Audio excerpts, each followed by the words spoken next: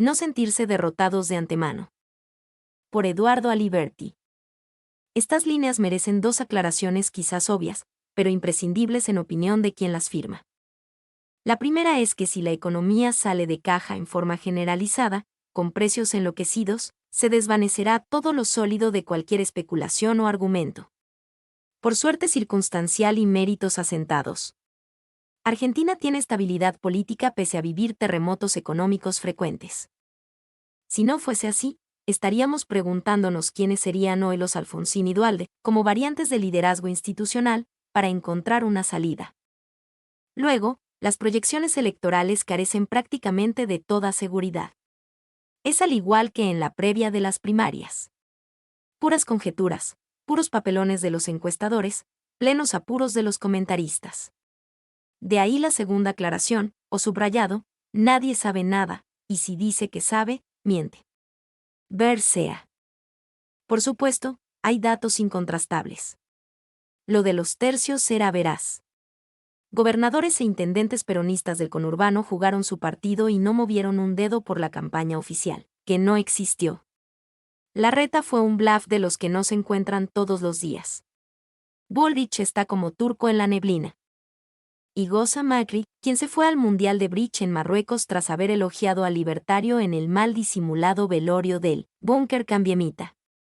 El colega Ignacio Zuleta tiene la teoría atractiva de que Javier Milei es, en rigor, el vocero de Macri. Como quiera que sea, el ganador de las primarias es hoy el centro del universo y se impone una tercera advertencia. A Milei no le da el piné para ser considerado un fascista. A sus votantes tampoco, y enojarse con ellos sería otro yerro descomunal. El personaje puede tener componentes de esa categoría ideológica, a partir de la violencia de sus gestos y declaraciones.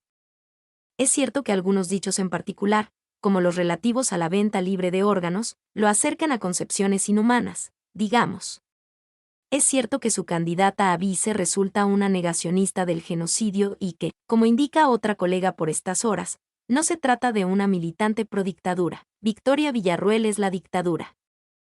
Y son ciertos tantos otros elementos que, en prospectiva, dibujan la imagen de un facho, susceptible de operar como tal cuando llegue el caso.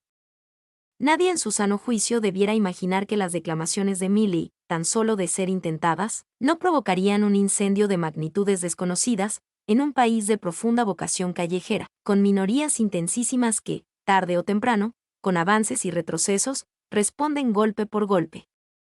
Y por otro lado, concurrente, Milei no tiene más militancia que su base mediática y de redes. En principio, no es gente que vaya a poner el cuerpo en defensa de su voto bronca.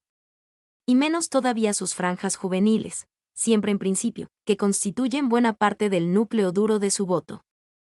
La apoyatura mediática, encima, pasó a estar en duda porque el establishment no parece tener claro cómo posicionarse. Los turba el Frankenstein que crearon o dejaron correr sus periodistas, como alguno de ellos llegó a admitirlo en público. Que Milei les haya servido para consolidar un discurso social de derechas, a fines de extremarlo pero manteniendo en pie a la derecha posible de los cambiemitas, no es lo mismo que haber dejado al personaje en condiciones ganadoras hoy probablemente potenciadas, porque vencer llama a la pretensión de vencer más aún. Una respuesta facilista sería que el poder, a secas, como corresponde, debe asumir la extravagancia que estimuló. Disponer a sus cuadros para rodear y dirigir al candidato que se llevó puesta a su copia berreta. Y a la hibridez de uno de los votos más caros de la historia electoral argentina.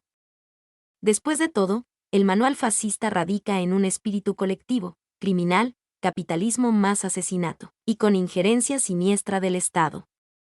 ¿En qué se relaciona eso, salvo por su carácter fanático, con un altrelivil que pregona el individualismo hasta límites indescriptibles, y que hace agua por todos los costados al momento de explicar técnica y socialmente cómo podría llevar a cabo sus proclamas?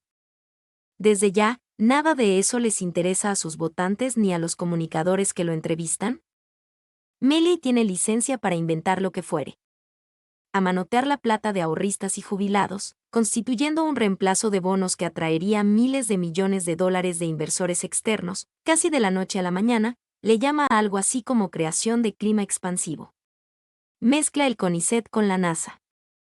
sobre cómo pagarle al Fondo Monetario la herencia más siniestra que se registre, apenas recurre al eslogan de que él es más ajustador que ellos.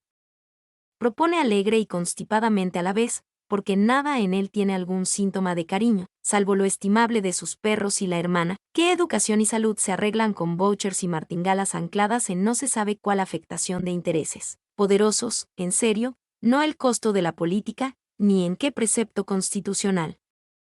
En el país donde su admirado menemismo liquidó los alcances nacionales de ambas áreas. Sergio Massa, en su reaparición pública del miércoles, en TIN, le puso los puntos sobre las IES, pero, con el pequeño problema de hacerlo en medio de una devaluación repentina que el lunes a la mañana nadie explicó, que según dijo ya estaba pautada con el fondo, que explica la disparada tremebunda de los precios en los productos que todavía tienen precio, mientras sigue explicándose que el dólar blue no tendría por qué influir en la canasta básica. Si es acertado o verosímil que los cambiemitas atraviesan un drama existencial sin retorno porque la comandante Pato Gracia se obtuvo nivel de sargento, porque la reta fue el fiasco más impactante de las primarias y porque Macri ni siquiera sabe o quiere disimular su respaldo a Milei. El proceso electoral parece encaminarse hacia el resumen fascismo o democracia, en la hipótesis de que Unión por la Patria sobreviva a un estallido de inflación, siendo que, si eso no ocurre, habremos de toparnos con el escenario fantasmagórico de Milei o Bullrich. En ese caso, nos quedarán Saborido y Capusotto. Los progres.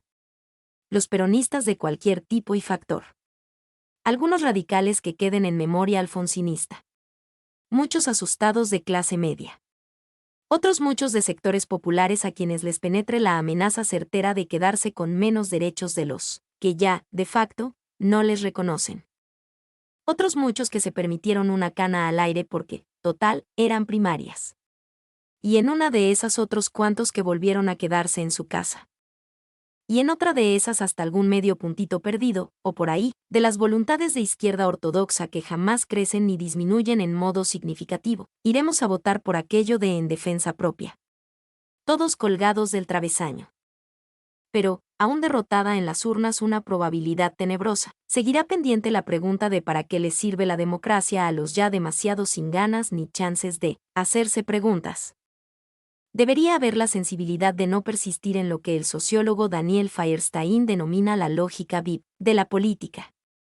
Y es que en eso sí hay un andar de casta, de no bajar al llano, de mentalidad exclusivamente de palacio, de no importarles mostrar sus lujos y comodidades. En algún momento hay que empezar por los gestos, de mínima.